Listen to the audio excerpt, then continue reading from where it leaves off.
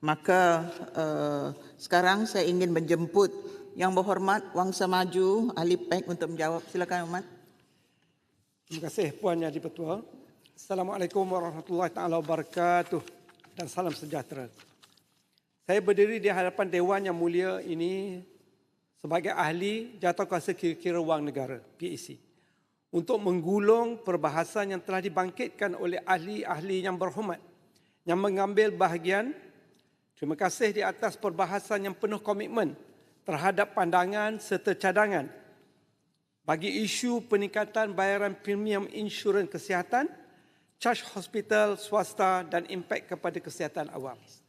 Kini kita sedar kemelut inflasi perubatan ini bukan sekadar isu komersial swasta, tetapi satu isu asasi yang membakar emosi rakyat, mencetuskan keraguan terhadap ketelusan pasaran dan memberi tekanan domino secara langsung kepada sistem kesihatan awam negara.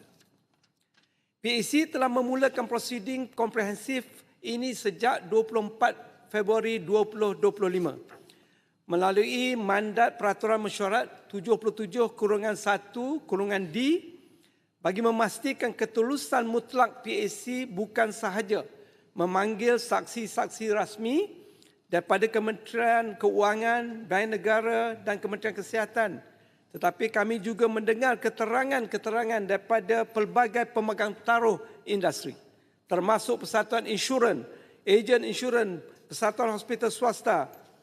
Malah kami membuka pintu kepada pendekatan seluruh negara, whole of nation approach, dengan mengadakan 2 sesi pendengaran awam di Pulau Pinang dan Kuala Lumpur yang dihadiri hampir 800 orang awam.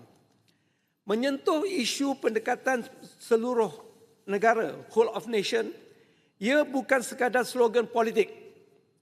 Ia memerlukan keterlibatan serta pertanggungjawaban semua pihak di semua peringkat, dari Putrajaya hingga ke pelosok kampung, dari yang tua kepada yang muda, dari syarikat gergasi kepada peniaga kecil.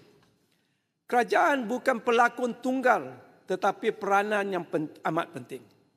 Perkongsian maklumat dan sumber menjadi prasyarat kejayaan usaha ini agar tiada silo antara pemegang taruh. Ketahanan negara adalah tanggungjawab bersama. Keadaannya kompleks untuk ditangani oleh satu-satu pihak sahaja. Ia memerlukan dasar yang inklusif. Meneliti perbahasan ahli-ahli yang berhormat menggambarkan dengan jelas bahawa ahli-ahli yang berhormat bersama PAC sependapat wujudnya kelemahan sistemik yang mendalam, jurang perundangan serta herotan tingkah laku moral hazard dalam ekosistem perubatan swasta. Di antara penemuan utama kami dalam PAC adalah seperti berikut. Isu lonjakan premium dan kebajikan warga emas. PAC mendapati pelarasan harga premium repricing yang mendadak antara 40 hingga 70% didorong oleh amalan menutup kumpulan risiko lama, close pool, demi menawarkan produk komersial baru yang lebih kompetitif kepada peserta muda. Apabila portfolio lama ditutup, ia kehilangan subsidi silang dan menyebabkan baki ahli lama yang kebanyakannya pesara warga emas menanggung lonjakan kos tuntutan sehingga terpaksa membatalkan polisi pada waktu mereka paling memerlukan perlindungan. Jurang perundangan Akta 586 dan ketidaktelusan charge kreatif hospital.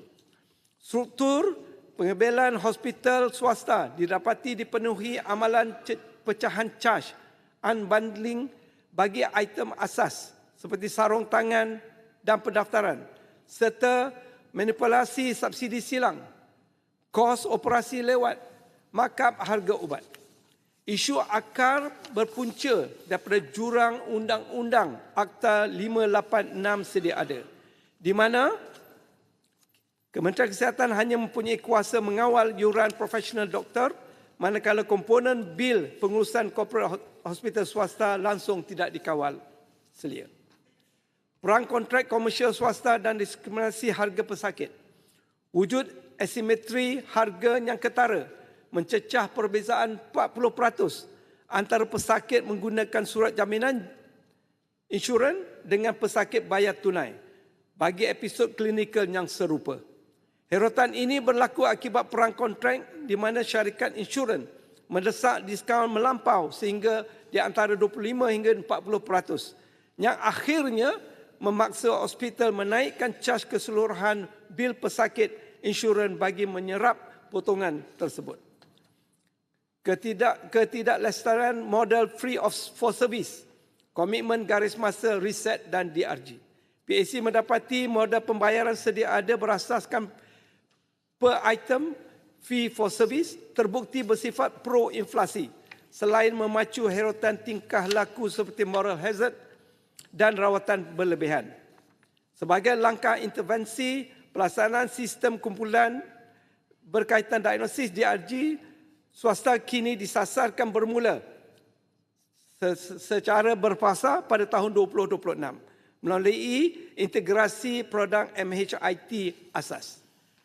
Oleh itu, di antara SURE PAC dan langkah intervensi berdasarkan penemuan yang parah ini, PAC Parlimen mengesyorkan beberapa langkah pembaruan struktur jangka pendek dan jangka panjang yang wajib dilaksanakan segera oleh pihak kerajaan demi memelihara ekosistem kesihatan negara.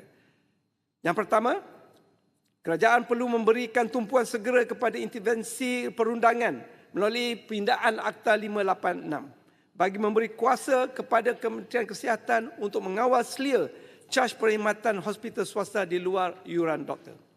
Pada masa yang sama, Bank Negara wajib menguatkuasakan tindakan punitif yang tegas ke atas mana-mana pengendali insurans yang dikesan memanipulasi tafsiran atau gagal mematuhi langkah interim demi memelihara kebajikan dan kepentingan pemegang polisi.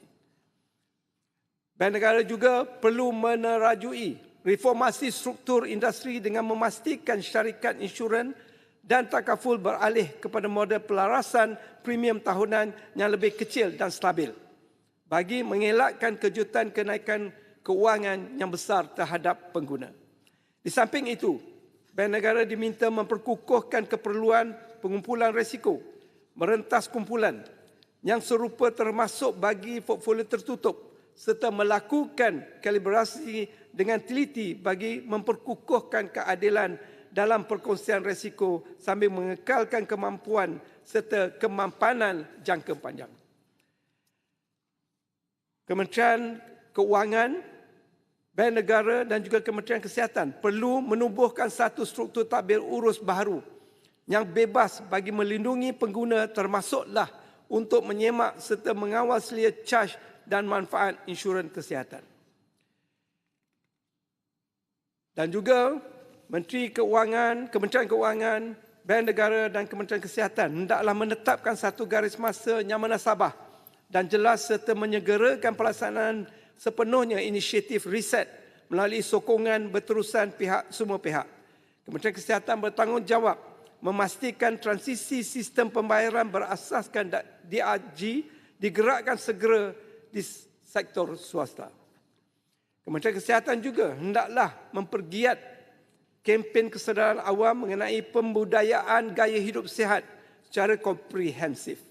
Langkah ini melibatkan kewajipan ke atas semua kementerian tanpa pengecualian, agensi kerajaan, GLC, institusi pendidikan di semua peringkat untuk menggalakkan amalan kesihatan bagi mengurangkan risiko penyakit tidak berjangkit. Ahli-ahli yang berhormat sekalian, kita boleh berterusan menendang tin ke hujung jalan, kicking the can down the road dengan izin, dalam isu pembiayaan kesihatan ini. Reformasi struktur jangka panjang melalui plan riset dan DRG adalah satu-satunya jalan keluar untuk memutuskan rantaian inflasi perubatan swasta. Kegagalan atau penangguhan agenda ini akan mencetuskan kesan domino yang ngeri. Rakyat yang terpaksa membatalkan insurans akan beralih menumpuk ke hospital kerajaan sekaligus melumpuhkan kapasiti fasiliti kesihatan awam negara yang berfungsi sebagai jaringan keselamatan sosial rakyat.